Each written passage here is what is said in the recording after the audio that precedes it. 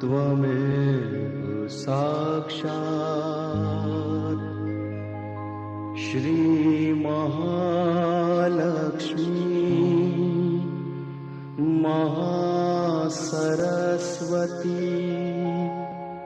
महाकाली त्रिगुणात्मिका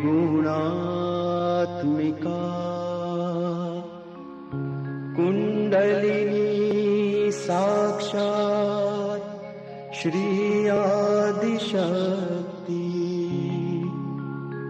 माताजी श्री निर्मला देव्यै नमो नमः। ॐ त्वमेव साक्षात् श्री कल्की साक्षात् श्री आदिशक्ति माताजी श्री निर्मला देव्यै नमो नमः।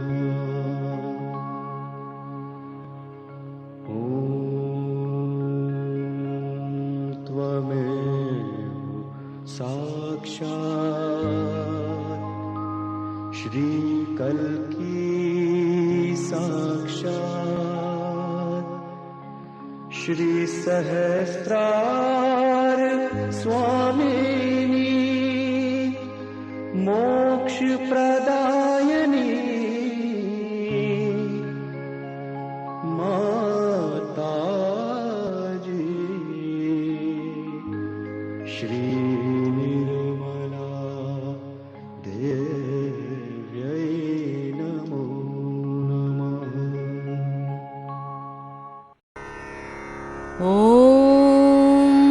त्वमेव साक्षात् श्री मा जगदम्बा साक्षात् श्री आदिशक्ति माताजी श्री निर्मला देव्यै नमो नमः।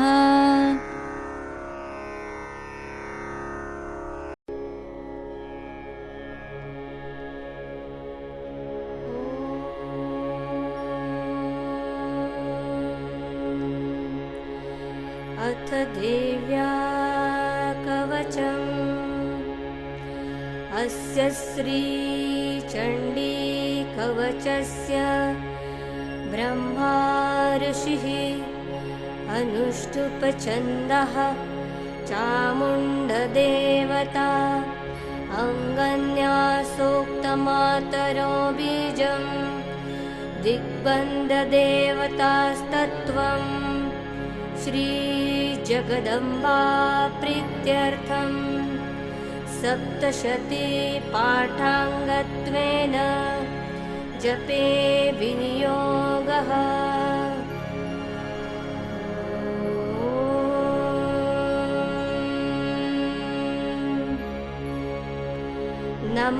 नमश्चण्डिकायै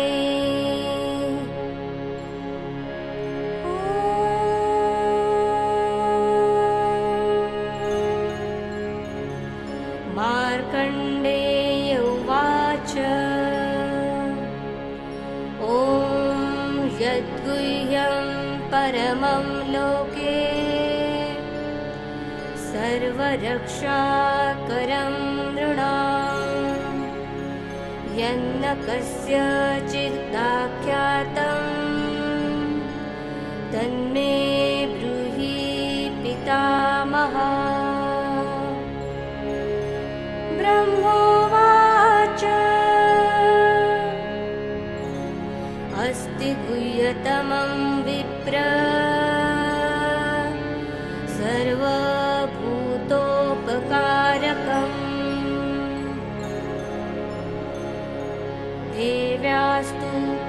तीर्थं पुण्यं तश्नुष्व महामुने।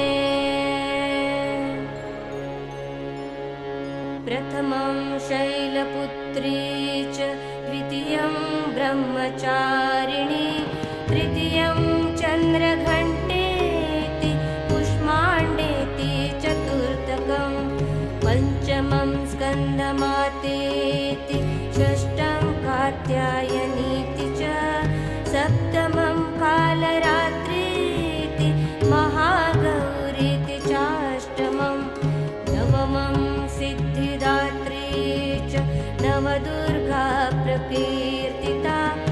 उत्कानि तानि नामानि ब्रह्मणैव महात्मना अग्निना दह्यमानस्तु शत्रुमध्ये गतोरणे विषमे दुर्गमे चैव भयार्ता शरणं गतः न तेषां जायते किञ्चित् अशुभं रणसङ्कटे नापदं तस्य पश्चामि शोकदुःखभयं नहि येस्तु भक्त्या स्मृता नूनं तेषां वृद्धिः प्रजायते ये त्वां स्मरन्ति देवेशे रक्षसे तान्न संशया।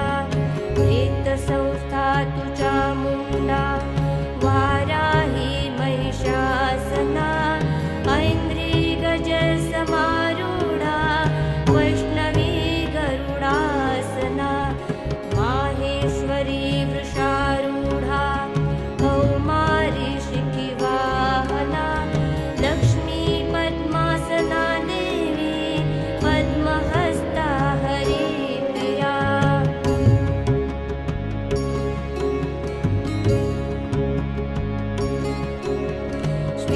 श्वेतरूपधरा देवी ईश्वरी वृषवाहना ब्राह्मी हंससमारूढा सर्वाभरणभूषिता इत्येत्या मातरः सर्वः सर्वयोगसमन्विता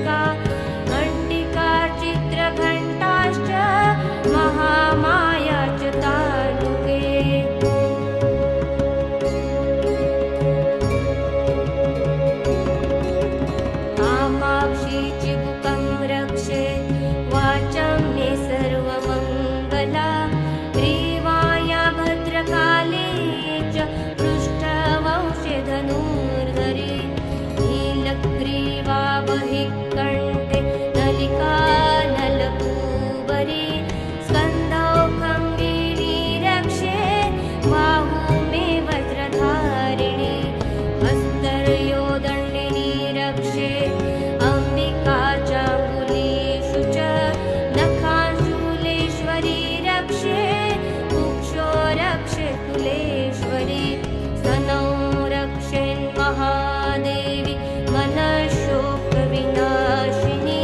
हृदये ललिता देवी उदरे शूलधारिणी नाभौ च कामिनी रक्षे गुह्यं गुह्येश्वरी तथा पूतना कामिकामेणु उदे महिषवाहिनी भट्ट्यां भगवती रक्षे ज्ञानूनि विन्ध्यवासिनी जङ्गे महाबला रक्षे सर्वकामप्रदायिनी उल्पयो नारसिंही च पादपृष्ठे तु तेजसे पादाङ्गुलीषु श्रीरक्षे पादाधस्थलवासिनी नखान्दंष्ट्राकराली च केशाञ्च ऊर्ध्वकेशिनी रोमकूपेषु कौमारे त्वचं वागीश्वरी तथा रक्तमज्जावसामांसा न्यस्तिमेधासि पार्वती मन्त्राणि कालरात्रिश्च वित्तं च मुकुटेश्वरी पद्मावती पद्मकोशे कफे चूडामणिस्तथा ज्वालामुखी नखज्वाला अभेद्या सर्वसन्धिषु शुक्रं ब्रह्माणि मे रक्षे छायां छत्रेश्वरी तथा अहङ्कारं मनोबुद्धिं रक्षन्ने धर्मधारिणी प्राणात्मानु तथा व्यानं मुदानं च समानकं वज्रस्ता च मे रक्षे प्राणं कल्याणशोभना रसे रूपे च गन्धे च शब्दे स्पर्शे च योगिनी सस्त्वं रजस्तमश्चैव रक्षे नारायणी सदा आयु रक्षतु वाराहि धर्म रक्षतु वैष्णवी यशं कीर्तिं च लक्ष्मीं च धनं विद्यां च चक्रिणी पुत्रम् इन्द्राणि मे रक्षे पशून् मे रक्ष चण्डिके पुत्रान् रक्षेन्महालक्ष्मी भार्या रक्षतु भैरवी पन्थान् सुपथा रक्षेन् मार्गक्षेमकरी तथा राजद्वारे महालक्ष्मी विजया सर्वथा स्थिता रक्षाहीनं तु यत्स्थानं वर्जितं कवचेन तु तत्सर्वं रक्ष मे देवी जयन्ती पापनाशिनी पदमेकं न गच्छेत् यदि चेत् शुभमात्मना कवचेनावृतो नित्यं यत्र यत्रैव गच्छति तत्र तत्रार्थलाभाश्च विजया सर्वकामिका यं यं चिन्तयते कामं तं तं प्राप्नोति निश्चितं परमेश्वरम् अतुलं प्राप्त्यसे भूतले पुमान् निर्भयो जायते मर्त्यः सङ्ग्रामेष्वपराजिता त्रैलोक्ये तु भवेत् पूज्या कवचेनावृता पुमान्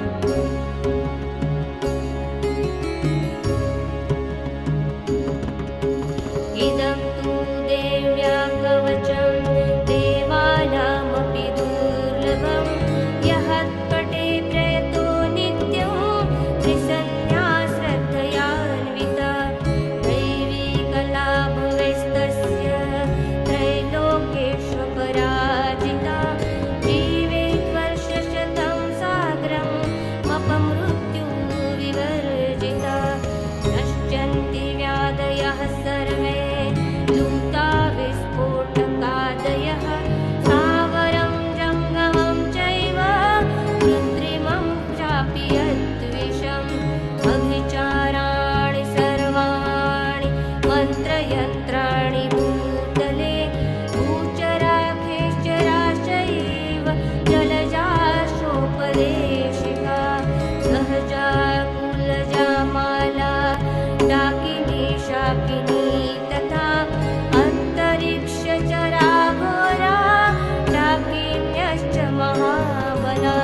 ग्रहभूतपिशाचाश्च यक्षगन्धर्वराक्षसः ब्रह्मराक्षसवेताल कुष्माण्डा भैरवादय नश्यन्ति दर्शनात् तस्य कवचेरिति संस्थिते मानोन्नतिर्भवेद्राज्ञा तेजो वृद्धिकरं परं यशसा वर्धते सोऽपि कीर्तिमण्डितभूतले जपेत् सप्तशतीं चण्डीं कृत्वा तुं कवचं पुरा यावृत्मण्डलं धत्ते सशैलवनकाननं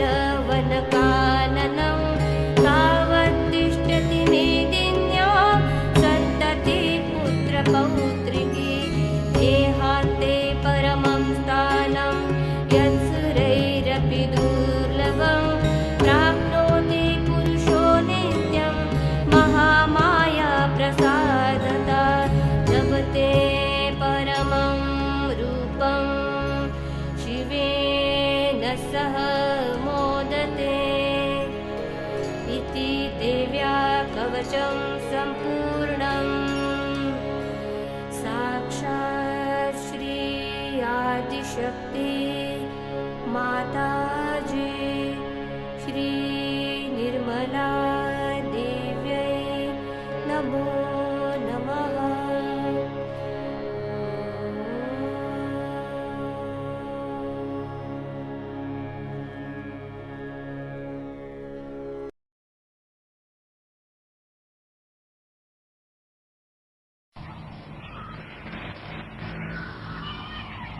और नवरात्रि में आप जानते हैं कि रात्रि को पूजा होनी चाहिए।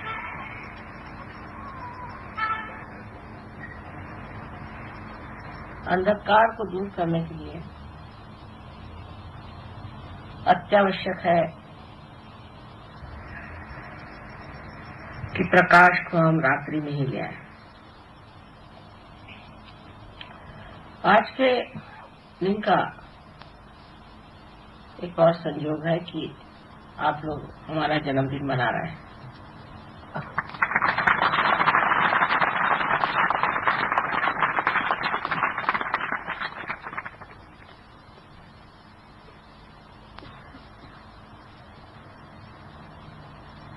आज के दिन गौरी जी ने अपने विवाह के उपरांत श्री गणेश की स्थापना की। श्री गणेश पवित्र का स्तोत्र है, पवित्र का। सबसे पहले इस संसार में पवित्रता फैलाई गई, जिससे कि जो भी प्राणी, जो भी मनुष्य मात्र इस संसार में आए वो पवित्र से सुरक्षित रहे और अपवित्र चीजों से दूर रहे। इसलिए सारी सृष्टि को गौरी जी ने पवित्रता से नहला दिया और उसके बाद ही सारी सृष्टि की रचना हुई। सो जीवन में सबसे महत्वपूर्ण कार्य हमारे लिए यह है कि हम अपने अंदर पवित्र को सबसे ऊंची चीज समझें। लेकिन पवित्र का मतलब ये नहीं कि हम नहाएं, धोएं, सफाई करें, अपने शरीर को ठीक करें, किंतु अपने हृदय को स्वच्छ करना चाहिए। हृदय का सबसे बड़ा विकार है क्रोध। क्रोध सबसे बड़ा विकार है और जब मनुष्य में क्रोध आ जाता है तो जो पवित्र है वो नष्ट हो जाता है, क्योंकि पवित्र का दूसरा ही नाम निर्वाज्य प्रेम है। वो प्रेम जो सतत बहता है और कुछ भी नहीं चाहता, उसकी तृप्ति इसी में है कि वो बह रहा है, और जब नहीं बह पाता तो वो कूदता है, परेशान होता है। सो पवित्र का मतलब यह है कि आप अपने हृदय में प्रेम को भरें, क्रोध को नहीं। क्रोध हमारा तो शत्रु है ही, लेकिन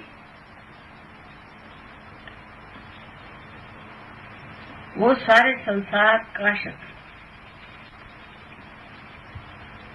दुनिया में जितने जितने युद्ध हुए हैं, जो जो हानियां हुई हैं, ये सामूहिक क्रोध के कारण। क्रोध के लिए बहाने बहुत होते हैं। मैं इसलिए नाराज हो गया क्योंकि ऐसा था, मैं उसलिए नाराज हो गया क्योंकि ऐसा था। हर क्रोध का कोई न कोई बहाना मनुष्य ढूंढ सकता है, लेकिन युद्ध जैसी भयंकर चीजें भी इसी क्रोध से ही आती है। उसके मूल में ये क्रोध ही होता है।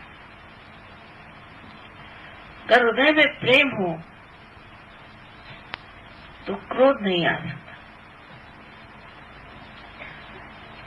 और अगर क्रोध का दिखावा भी होगा तो वो भी प्रेम की ही है। किसी दुष्ट राक्षस को जब संहार किया जाता है, वो भी उस पे प्रेम करने से ही होता है, क्योंकि वो इसी योग्य है कि उसका संहार हो जाए, जिससे वो और पाप कर्म न करे। लेकिन ये कार्य मनुष्य के लिए नहीं, ये तो देवी का कार्य है जो उन्होंने इन नवरात्रियों में किया है। सो हृदय को विशाल करके हृदय में ये सोचें कि हम किससे ऐसा प्रेम करते हैं जो निर्वाज निर्मम है, जिसके प्रति हमें ये नहीं कि ये मेरा बेटा है, ये मेरी बहन है, मेरा घर, मेरी चीज। ऐसा प्रेम हम किससे करते हैं? किसके प्रति हमें ऐसा प्रेम?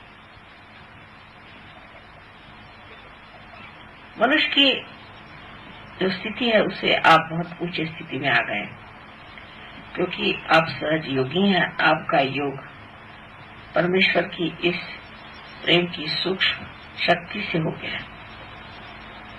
वो शक्ति आपके अंदर अविरल बह रही है, आपको प्लावित कर रही है, आपको संभाल रही है, आपको उठा रही है,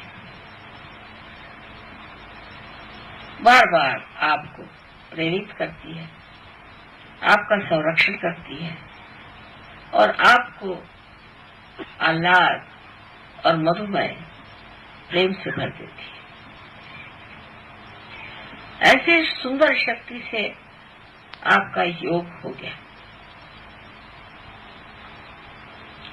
किंतु अभी भी हमारे हृदय में उसके लिए कितना स्थान है, ये देखना होगा।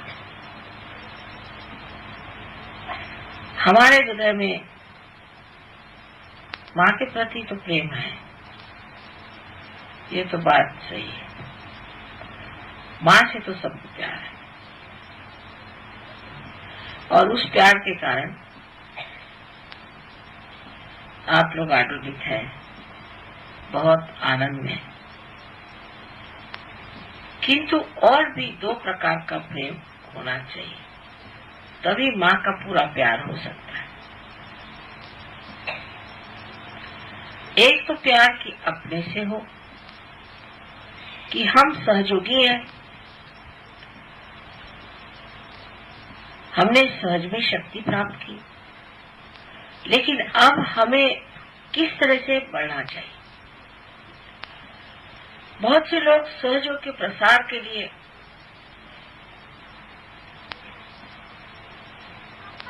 बहुत कार्य करते हैं, इसे हम कहें कि हॉरिजॉन्टल मूवमेंट।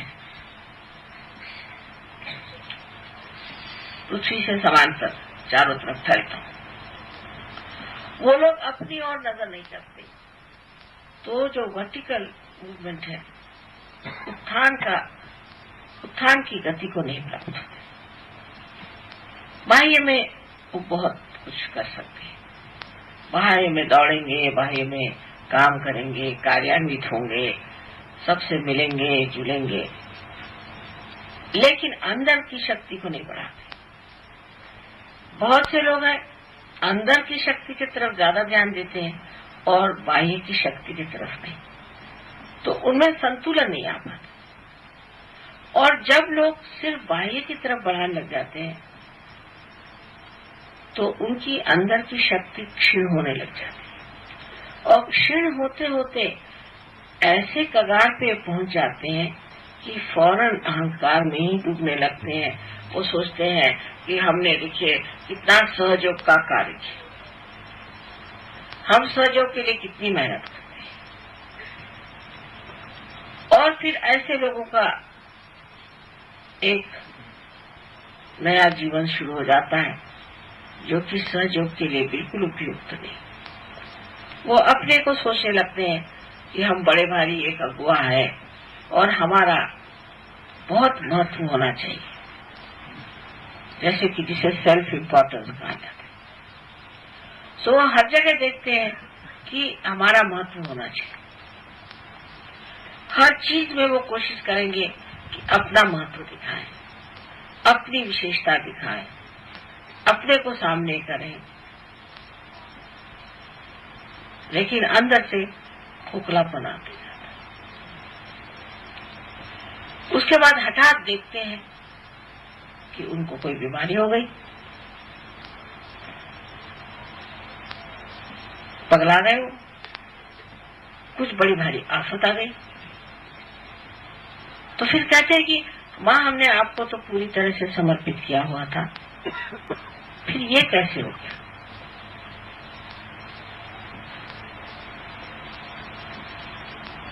ये हमने कैसे पाया? ये गड़बड़ कैसे हो गई? इसकी जिम्मेदारी आप ही के ऊपर है कि आप बहकते चले गए। फिर ऐसे आदमी एक तरफा हो जाते, वो दूसरों से संबंध नहीं कर पाते। उनका संबंध इतना ही होता कि हम किस तरह से रोक झाड़े लोगों पर और किस तरह से दिखाएं कि हम कितने ऊंचे इंसान हैं। और वो दिखाने में ही उनको महत्व लगता है। सबसे आगे उनको आना चाहिए, सब में उनका महत्व होना चाहिए। अगर किसी ने उनका थोड़ा सा महत्व नहीं किया तो गलती हो गई। यहां तक हो जाएगा कि उसमें ये भूल ही जाएंगे वो कि माँ का भी कुछ करने का है, माँ के लिए भी कुछ दान देना है। इसी प्रकार मैं देखती हूँ कि राहुरी जैसी जगह, बंबई में हर जगह इस तरह के कुछ लोग एकदम से उभर के ऊपर आ गए और वो अपने को बहुत महत्वपूर्ण समझने लगे। फिर वहां न तो आरती होती थी, वो नसीब हमारा फोटो तो वहां रहता था, लेकिन फोटो पूछने की भी किसी को इच्छा नहीं थी। नसीब अपने फोटो नहीं लगा, अपना ही मत, अपने ही डींग मार, और वो डींग मार मार करके और अपने ही को बहुत बड़ा समझ के दूसरों से अलग, किसी से कुछ पूछना नहीं, कुछ नहीं है, हम करें। फिर झगड़े शुरू हो गए। झगड़े शुरू होने पर ग्रुप्स बन गए, क्योंकि जिस सूत्र में आप बंधे हुए हैं वो आपके माँ का सूत्र है, और उसी सूत्र में अगर आप बंधे रहे और पूरी समय ये जानते रहे कि हम एक ही माँ के बच्चे हैं, ना हमें कोई ऊंचा न नीचा, न ही हम कोई कार्य को करते हैं और ये चैतन्य ही सारा कार्य करता है, हम कुछ करते ही नहीं है। ये भावना ही जब छूट गई और ये कि हम इतने बड़े हैं, हमने ये किया, दूसरा क्या, हमने ये किया, हम ये करेंगे, हम वो करेंगे, तब फिर चैतन्य कहता है अच्छा तुझे जो करना है कर, जहाँ जाना है जा, जाना है तूने नर्क में जा, तुझे अपने को मिटा लेना है अपने को मिटा ले, अपना सर्वनाश करना है वो भी कर ले, जो तुझे करना है तू कर, वो आपको रोकेगा नहीं, क्योंकि आपकी स्वतंत्रता वो मानता है। आप स्वर्ग में जाना चाहें तो उसकी भी व्यवस्था है, और नरक में जाना चाहे तो उसकी भी व्यवस्था है। पर सहयोग में एक और बड़ा दोष है, एक बहुत बड़ा दोष है कि हम एक सामूहिक विराट शक्ति है, हम अकेले अकेले नहीं है, सब एक ही शरीर के अंग प्रत्यंग है। उसमें अगर एक इंसान ऐसा हो जाए या दो चार ऐसे हो जाए जो अपना अपना ग्रुप बना ले, तो जैसे कैंसर की मैलिग्नेंसी होती है कि एक सेल ही बढ़ने लग जाता है, ऐसे ही एक आदमी बढ़ करके और सारे सहयोग को ग्रस्त, और हमारी सारी मेहनत व्यर्थ जाती।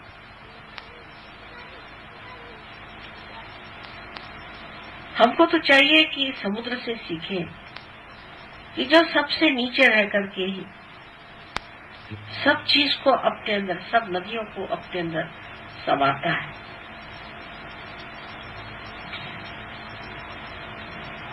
और बगैर समुद्र के तो ये सृष्टि चल नहीं सकती। और अपने को तपा करके बांस बना करके सारी दुनिया में बरसात की सौगात भेजता है। उसकी जो नम्रता है वही उसके गहराई का लक्षण है, और उस नम्रता में कोई ऊपरी नम्रता नहीं कि नमस्ते भाई साहब नमस्ते, कुछ नहीं। सबसे नीचे में सबको ग्रहण, सबको अपने अंदर लेकर उसको शुद्ध करके और फिर बांस बना करके बरसात करना, और फिर वही बरसात नदियों में पड़कर दौड़ती हुई उसी समुद्र की ओर दौड़ेगी। और इस समुद्र की पहचान, आप अगर कभी किसी समुद्र के किनारे पे गए तो देखिए कि वहाँ जितने भी नारियल के पेड़ हैं वो सब समुद्र के ही ओर झुके हुए। इतनी जोर की हवा चलती है, कुछ भी हो जाए, लेकिन वो कभी भी समुद्र से दूसरी ओर मुड़ते नहीं, क्योंकि वो जानते हैं ये समुद्र है। इस समुद्र के समान ही अपना हृदय विशाल तब होगा जब हमारे अंदर अत्यंत नम्रता और प्रेम आ जाए। लेकिन अपना ही महत्व करना, अपने ही को विशेष समझना, ये जो चीज है इसमें सबसे बड़ी खराबी यह है कि परम चैतन्य आपको काट देगा, जाओ तुमको तुम्हारा महत्व, तुम जाओ हट जाओ। और फिर जैसे कि कोई नाखून काट के फेंक देता है, इस तरह से आप एक तरफ फेंक जाएंगे, जो मेरे लिए तो बड़ी दुखदायी बात होती है। और ऐसे दो चार लोग जो निकल आए जो सोचते हैं हम बहुत काम करते हैं, हमने ये कार्य किया, हमने वो कार्य किया, उनको फौरन ठंडा हो जाना चाहिए और पीछे हट करके देखना चाहिए कि हम ध्यान करते हैं, हमारा ध्यान लगता है, हम कितने गहरे हैं, और फिर हम किसको प्यार करते हैं, किस किस को प्यार करते हैं, कितनों को प्यार करते हैं और कितनों से दुश्मनी लेते हैं।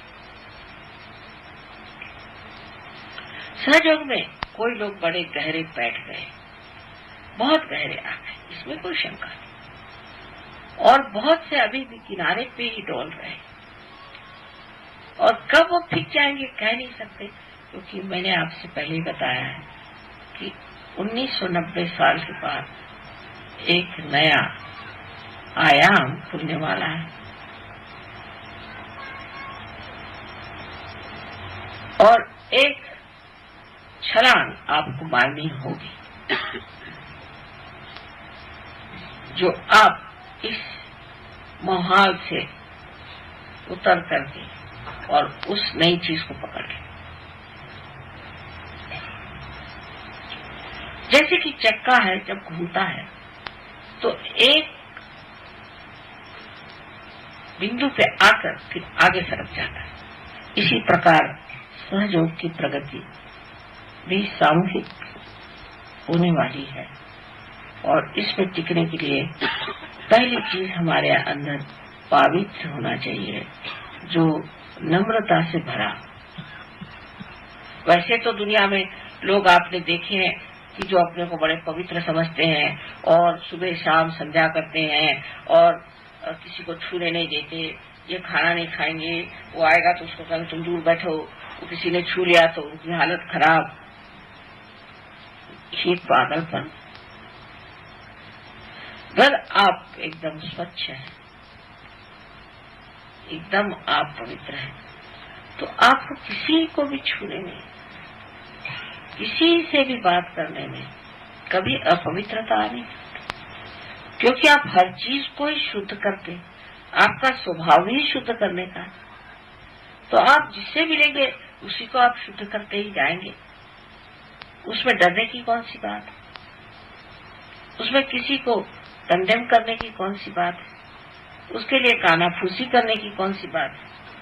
तो ये तो लक्षण एक ही है कि आपकी स्वयं पवित्रता कम है।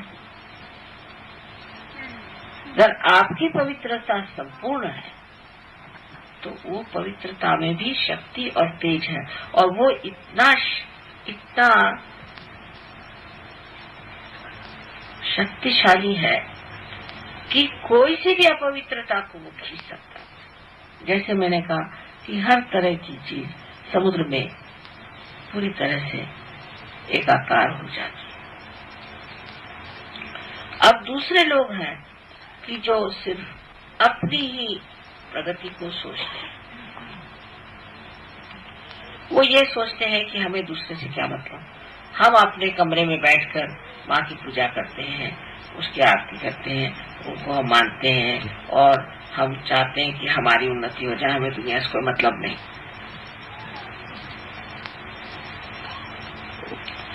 और दूसरों से कटे रहते। ऐसे लोग भी बढ़ नहीं सकते, क्योंकि आप शरीर के एक अंग प्रत्यंग है। समझ लीजिए एक उंगली ने अपने को बांध लिया और कहेगी कि नहीं मैं किसी से और मतलब नहीं मेरा, मैं अलग से रहूंगी, ये तो उंगली मर जाएगी, क्योंकि इसमें रक्त कहाँ से आएगा, इसमें नस कैसी चलेगी, इसमें चेतना का संचार कैसे होगा। ये तो कटी हुई रहेगी, ये तो छूटी हुई रहेगी। आप एक बार उंगली को बांध के देखिए और 5 दिन बांधे रखिए, उसके बाद आप देखिए कि उंगली काम ही नहीं करेगी, आप किसी काम की नहीं रह जाएगी। फिर आप कहेंगे माँ मैं तो इतनी पूजा करता हूँ, मैं तो इतने मंत्र बोलता हूँ, मैं तो इतना कार्य करता हूँ, फिर मेरा हाल ऐसा क्यों है? क्योंकि आप विगलित हैं, आप हट गए, उस सामूहिक शक्ति से आप हट गए। सहयोग सामूहिक शक्ति है। इस सामूहिकता से आप जहाँ हट गए वहीं पर आप अलग हो गए उस सामूहिक शक्ति से। सो दोनों ही चीज की तरफ ध्यान देना है कि हम अपनी शक्ति को भी संभालें और सामूहिकता में रचते जाएं, तभी आपके अंदर पूरा संतुलन आ जाए। लेकिन बाह्य में आप बहुत कार्य करते हैं। मैंने ऐसे लोग देखे हैं जिन्होंने सहयोग के लिए बहुत कार्य किया और काफी अच्छे भाषण देते थे, बोलते थे। उनके भाषणों के उन्होंने फिर टेप बना ली। फिर लोगों से कहने लगे कि अच्छा आप हमारी टेप सुनिए, तो लोग हमारी टेप छोड़ के उन्हीं की टेप सुनते थे।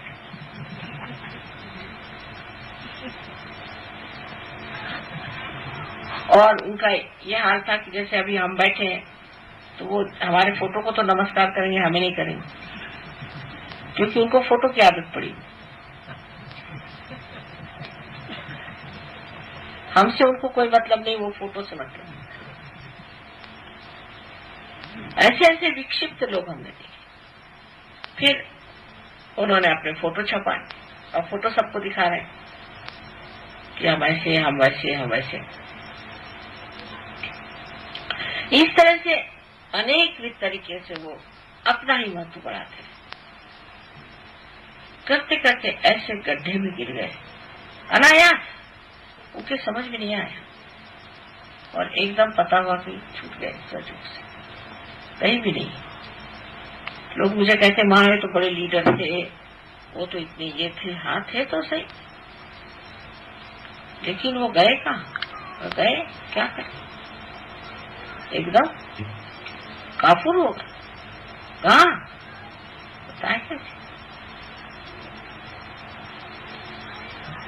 तो ऐसे लोग क्यों निकल गए?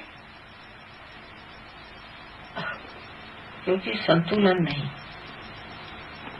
और जब संतुलन नहीं रहता है तो आदमी या तो लेफ्ट में चला जाएगा, राइट में चला जाएगा। और जैसे मैंने बहुत बार कहा है कि दो तरह की शक्तियां हमारे अंदर है, जिससे कि हम सहयोग की ओर खींचते भी हैं, और दूसरी शक्ति जिससे हम बाहर फेंके जाते हैं। जैसे एक रस्सी में अगर आप पत्थर बांध कर घुमाए तो पत्थर घूमता रहेगा जब तक रस्सी से बंधा है, और जैसे रस्सी से छूट जाएगा एकदम काटकोण में, टेंजेंट में फेंका जाएगा। इसी प्रकार बहुत से लोग सहयोग से निकल जाते हैं। तब फिर लोग कहते हैं माँ देखिए सहयोग में बहुत लोग कम हो गए। मैं क्या करूं? अगर कम हो गए तो इसमें सहयोग का नुकसान तो हुआ नहीं, इसमें उनका ही नुकसान होगा।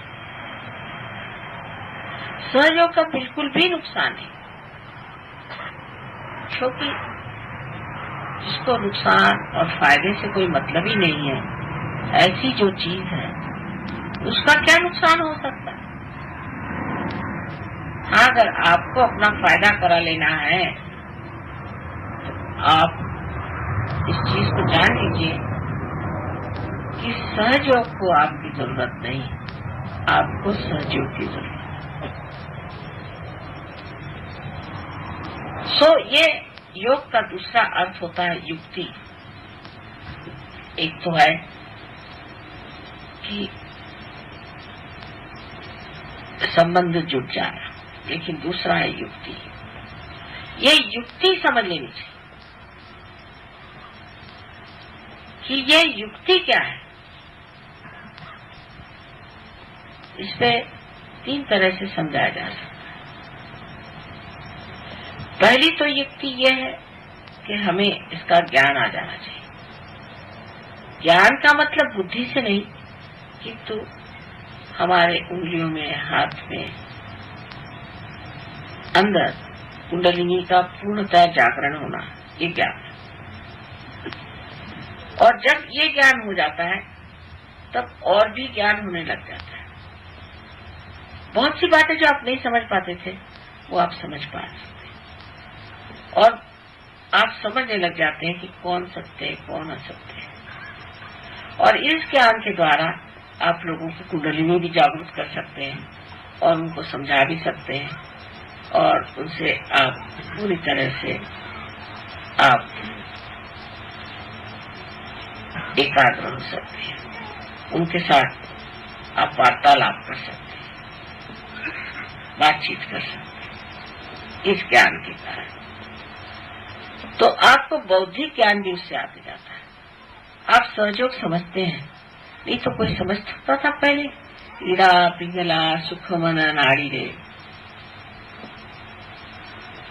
एक ही डोर उड़ाऊंगा, इस तरह की बातें जो करता था कबीर, तो कोई समझता था उसको?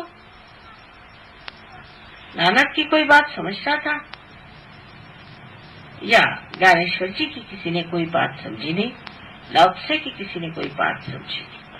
कोई तो भी मिस्टीरियस चीज है, कोई बड़ी गोपनीय बात कह रहे हैं, ऐसे समझ करके लोग रखते थे। लेकिन सहयोग के बाद आप सब समझने लगे तो आपका बुद्धि चातुर्य भी बढ़ गया, उसकी भी चतुरता आ गई, आप उसको समझने लग गए। ये तो बात ठीक है कि आप उसे समझने लगे, और ऐसी बातें जो अगम्य थी वो भी गम्य हो गई, और सब बात को आपने जान लिया। सो तो एक युक्ति हो गई कि आपने अपना ज्ञान बढ़ा लिया। अब दूसरी युक्ति क्या? वो है कि जो आप हमारे प्रति भक्ति कर रहे हैं, उस भक्ति को भी जब आप करते हैं तब आप अनन्य भक्ति करनी चाहिए। माने आप हमसे तदाकारिता प्राप्त करें। जैसे हम सोचते हैं ऐसा ही आप सोचने लग जाए। आज देर हो गई समझ लीजिए, तो हम भी कह सकते थे भाई हम बहुत थक गए, रात भर के जगे, अब हमारे बस का कुछ नहीं। लेकिन हमने ये सोचा कि नवरात्रि है तो रात ही में करना है और यही मुहूर्त हमको मिलना था, यही मुहूर्त है, इसी वक्त ये पूजा होनी चाहिए और ये होना ही चाहिए, तो हमको करना ही नहीं। और ये बड़े आनंद से हम कर रहे हैं क्योंकि शुभ मुहूर्त यही है और उस वक्त हमें सज्ज होना चाहिए। उसके बारे में सोचते भी नहीं कि हम थक गए कि हमने आराम नहीं किया, कुछ भी नहीं, यही मुहूर्त है। जैसे एक लड़वैया अगर रणांगण में गया है और उसने देखा कि अपने सामने दुश्मन खड़ा, यही टाइम उसको मारने का, उसी वक्त उसे मारना चाहिए। उसी प्रकार यही समय है जबकि हमें ये पूजा करनी चाहिए, तो हम बैठे हैं और आपको भी ऐसे सोचना चाहिए कि यही समय माँ ने बांधा है, यही समय हमारे लिए उचित है, इसलिए हमें इसी वक्त पूजा करनी चाहिए। लेकिन जो आधे अधूरे लोग हैं वो उल्टी बातें सोचेंगे। अब हम सवेरे से आकर बैठे हैं, हमने ये किया, अभी हमें भूख लग गई, हमने खाना नहीं खाया, बच्चे सो रहे होंगे, तो वो अनन्य भक्ति नहीं हुई, क्योंकि मेरा जो सोच विचार है वो आपके सोच विचार में नहीं है। मैं जैसे सोचती वैसा हम नहीं सोचता। किसी के लिए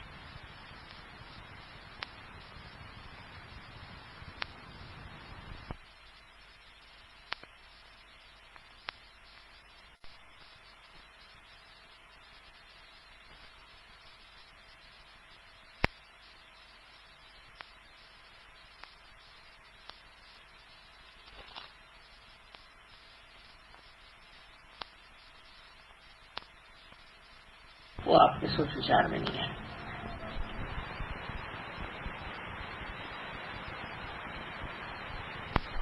सोचती हूँ कभी कभी, माँ यह आदमी इतना खराब है, ऐसा है, मैं कहता जी नहीं, बिल्कुल अच्छा है, बढ़िया आदमी है, तो कैसे आप कह रहे हो, कैसे कहा? फिर मैं सोचती हूँ कि मैं जो देख रही ये क्यों नहीं देख रहा? अगर ये मेरी ही आंख से देख रहा है तो इनको वही दिखाई देना चाहिए जो मैं देखती हूँ। वैसी तो बात नहीं, ये तो कुछ और ही देख रहे हैं। तो अनन्य नहीं हुआ, अन्य हो गया, दूसरे हो गए। उसी प्रकार जैसे हमारा प्यार आपकी प्रति, और एक ही चीज से हम तृप्त होते हैं कि आप सबके प्रति वैसा ही प्यार रखें।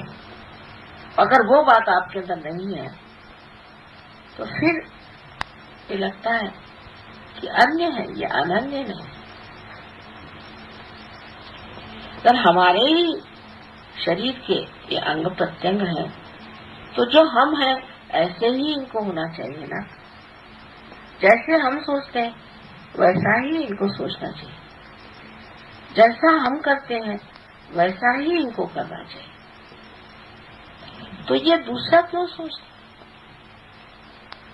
ये उल्टी बात क्यों सोचते हैं? इनके दिमाग में ये सब अजीब अजीब बातें कहां से आती है? सो अनन्य भक्ति नहीं हुई, ये भक्ति हो गई अपने ही तरह।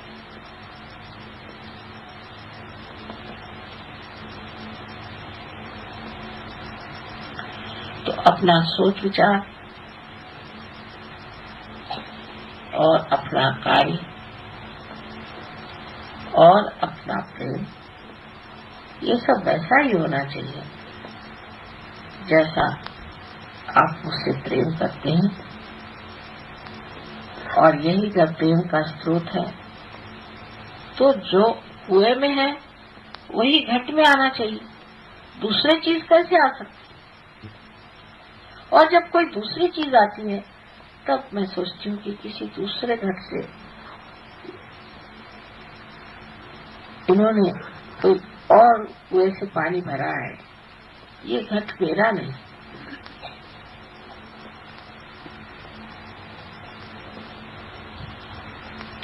अब तीसरी बात जो युक्ति है कि जब दूसरी बात मैंने आपसे बताई कि आप अपने अंदर एक अनन्य शक्ति रखें, वहां हम आपको शरणागत हैं लोग, हम तो शरणागत। और जब शरणागत हैं तो अगर हम कोई बात कह भी दें या हम आपको कुछ चीज समझा दें या कोई आपके सामने प्रस्ताव रखें, कुछ रखें, तो उसको मना करने का सवाल ही कैसे उठेगा। अगर आप और हम एक हो गए तो उसका सवाल ही कैसे उठना चाहिए। माँ ने कह दिया ठीक है, क्योंकि हम तो माँ ही हो गए हैं तो हम नहीं कैसे कर सकते। जैसे कि मेरी आंख आपको दिख रही है तो मेरी आंख जान रही कि आप लोग बैठे हैं सामने मेरे, क्योंकि मेरी आंख मेरी अपनी है तो मैं जो जान रही हूँ उसमें और मेरी आंख के जानने में कोई भी अंतर नहीं, एक ही चीज।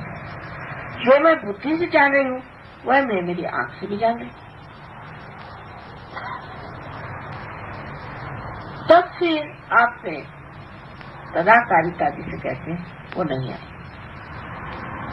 तो ये दूसरी युक्ति है कि माँ मेरे हृदय में आ पाओ,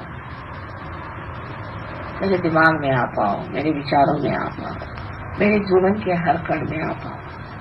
आप जहां भी कहोगे हम हाजिर, हाथ जोड़ के वहां हम हाजिर, पर आपको कहना तो पड़ेगा ना, और पूर्ण हृदय से कहना होगा। किसी मतलब से अगर आप उससे संबंध जोड़े तो भी वो ठीक नहीं, लेकिन जब संबंध जुट गया तो सारे मतलब अपने आप ही पूरे हो जाएंगे। आपको कुछ करना ही नहीं पड़ेगा, अपने ही आप जब आपके सारे ही मतलब पूरे हो गए तो आपका चित्त उसी में लग जाए। अब तीसरी जो बात है कि हम ये काम कर रहे हैं, हमने सहयोग का ये काम किया, हमने ये सजावट करी, ये ठीक ठाक किया, मैंने किया, तो सहयोगी आप नहीं। सहयोग में आपके सारे कर्म है अकर्म हो जाने चाहिए। ये इसकी मैं कुछ कर रहा हूं, मैंने ये कविता लिखी, मैंने ये किया, ये जहां तक आप बारीक सूक्ष्म में देखते जाएं, क्या मैं सच्चा ऐसा सोचता हूँ, क्या मैं ऐसा सोचती हूँ कि मैंने किया, ऐसे में दिमाग में बात आती है क्या, इसका मतलब मेरा योग पूरा नहीं हुआ। जब योग पूरा हो जाता है तो फिर आप ऐसा नहीं सोचते, सोच ही नहीं सकते, विचार ही नहीं, अकर्म में आप ये हो रहा है, वो हो रहा है, ये घटित हो रहा है, वो सब हो रहा है, ऐसे आप बोलने लग जाते हैं। और तब कहना चाहिए कि आप पूरी तरह से तदाकारिता। अब मेरा हाथ है वो कुछ कार्य कर रहा है तो थोड़ी कहता कि मैं कर रहा हूं, उसको तो पता भी नहीं वो कर रहा है, वो तो हो ही रहा है, उसकी जितनी भी गति है सो हम ही तो कर रहे हैं। लेकिन वो अगर ये सोचे कि हम कर रहे हैं, इसका मतलब मेरा हाथ कट गया है, इससे जुड़ा नहीं। अगर जुड़ा हुआ है तो उसको कभी लगेगा कि मैं घूम रहा हूं, मैं चल रहा हूं, मैं पकड़ रहा हूं, कभी नहीं लगता। और जब आप ऐसा सोचते हैं कि मैं कर रहा हूं, तभी चैतन्य कहता अच्छा तू कर, और तब सबसे ज्यादा गड़बड़ी सी होती है। तीसरी युक्ति है कि उस युक्ति को सीखना चाहिए कि जहां मैं कुछ कर रहा हूं एक क्षण विचार करो, मैं कर रहा हूं, मैं क्या कर रहा हूं। जब तक आप प्रकाश ढूंढ रहे थे तब तक आप कुछ कर रहे थे, क्योंकि आपके अंदर अहम भाव था। आप अकेले एक व्यक्ति थे, एक व्यक्ति में आप थे। अब आप समष्टि में जब आ गए, जब आप सामूहिकता में आ गए, तब आप कुछ भी नहीं कर रहे, आप अंग प्रत्यंग है, वो कार्य हो रहा है। एक तीसरी युक्ति है, इसे समझिए। मैं इसलिए ये युक्तियां बता रही हूं कि अब जो छलांग जो लगानी है, इस तरह से आप अपना विवेचन हमेशा करते हैं और अपनी ओर नजर करें। इस वक्त सबसे भलाई इसमें है कि हम अपनी ओर नजर करें और देखें कि क्या मैं ये सोचता हूँ, मैं दूसरे के लिए सोचता हूँ, मैं ये सोचता हूँ क्या कि वो मुझसे काफी श्रेष्ठ है और मुझसे उससे कुछ सीखना चाहिए। उसके कोई अच्छे गुण मुझे दिखाई देते हैं कि बुरे गुण मुझे दिखाई देते हैं। दूसरों के अगर अच्छे गुण दिखाई दे और अपने बुरे गुण, तो बहुत अच्छी बात है, क्योंकि दूसरों के तो दुर्गुण आप हटा नहीं सकते, उसमें तो आपका अधिकार नहीं। जहां अधिकार है अपने ही दुर्गुण आप हटा सकते हैं। तो दूसरों ने क्या किया, दूसरे ऐसे हैं, ऐसे सोचने वाले अभी पूरी तरह से योग में उतरे। मेरे में क्या त्रुटि है ये देखने से ही आप ठीक कर सकते हैं, दूसरों के दोष देखने से ठीक नहीं सकते। ये तो ऐसा हुआ कि आप दूसरों के घर की बात सोचते हैं, उनके घर में ये खराबी, उनके घर में ये खराबी। हमें जानना चाहिए, इस युक्ति को समझ लेना चाहिए कि इसमें जो हम डावाडोल है वो हम अपनी ही वजह से। सहयोग तो बहुत ही बड़ी चीज है, बड़ी अभिनव चीज है, लेकिन जो हम में खराबी आ रही है या जो हम अभी भी इसका मजा पूरी तरह से नहीं उठा पा रहे हैं, इसकी वजह हम में ही कोई ना कोई दोष है। और इस सब को प्राप्त करने पर इस युक्ति को अगर आपने सीख लिया तो मिलेगा क्या, सिर्फ आनंद, निरानंद और कुछ नहीं। और फिर चाहिए क्या, आपकी शक्ल ही बदल जाएगी, आप आनंद में ही बहने लग जाएंगे। और आज इस हमारे जन्म दिवस पर मैं चाहूंगी कि आप लोगों का भी आज जन्म दिवस मनाया जाए, कि आज से हम इस युक्ति को समझें और अपने को इस पवित्रता से भरते, जैसे श्री गणेश। और पवित्रता से ही मनुष्य में सुबुद्धि आती है, क्योंकि पवित्रता प्रेम ही का नाम है। उसी से सुबुद्धि का मतलब भी प्रेम ही है, सब चीज का मतलब प्रेम है। और अगर आप सुबुद्धि को प्राप्त नहीं कर सकते और प्रेम को आप अपना नहीं सकते, तो सहयोग में आने से आप अपना समय बर्बाद कर रहे हैं। इस वक्त ऐसा कुछ समा बंध रहा है, सबको इसमें एकदम से स्नात हो जाना चाहिए और अपने को परिवर्तन में डालना ही है, परिवर्तित हमको होना ही है। हम में खराबियां ही हैं, हमें अपने को पूरी तरह से पवित्र बना देना है। ये आप अपने साथ कितना प्रेम कर रहे हैं। आपका बच्चा जरा गंदा हो जाता है, फौरन आप दौड़ के उसको साफ कर देते हैं, क्योंकि आपको उससे प्रेम है। इसी प्रकार जब आपको अपने से प्रेम हो जाएगा तो आप भी अपने को पूरी तरह से परिवर्तन की ओर लगाएं कि मेरा परिवर्तन कहाँ तक, मेरे अंदर अभी यही खराबी रहेगी, अभी मैं ऐसा हूं। और इस परिवर्तन के फलस्वरूप आशीर्वाद है उस जीवन का जिसका वर्णन नहीं किया जा सकता। जो कबीर ने कहा कि अब मस्त हुए फिर क्या बोले, तो आप सब उस मस्ती में आ जाइए, उस मस्ती को प्राप्त करें और उस आनंद में आप आनंदित हो जाएं। ये हमारा आशीर्वाद है।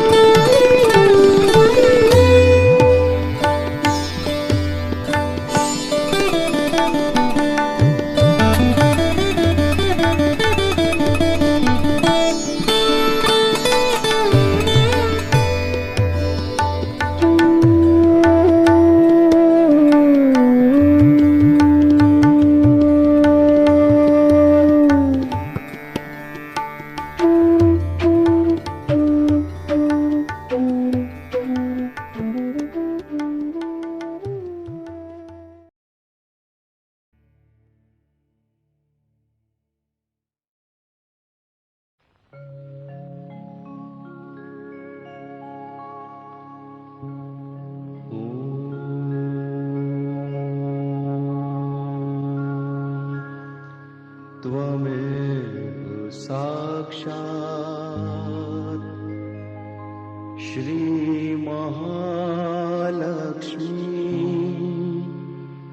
महासरस्वती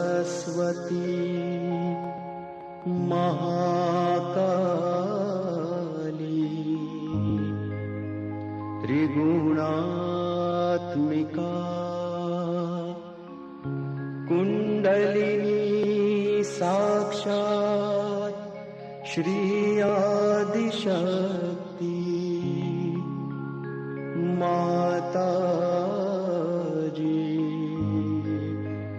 श्री निर्मला देव्यै नमो नमः।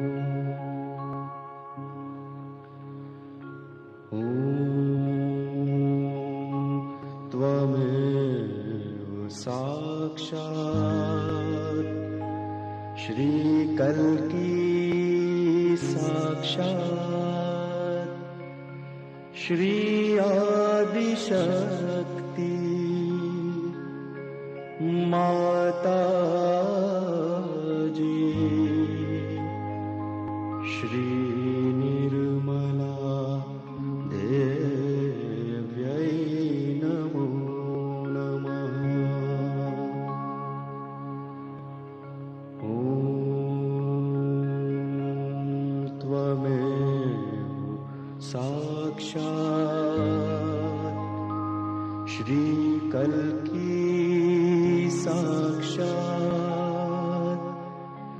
श्री सहस्रार स्वामिनी मोक्ष प्रदायिनी माताजी श्री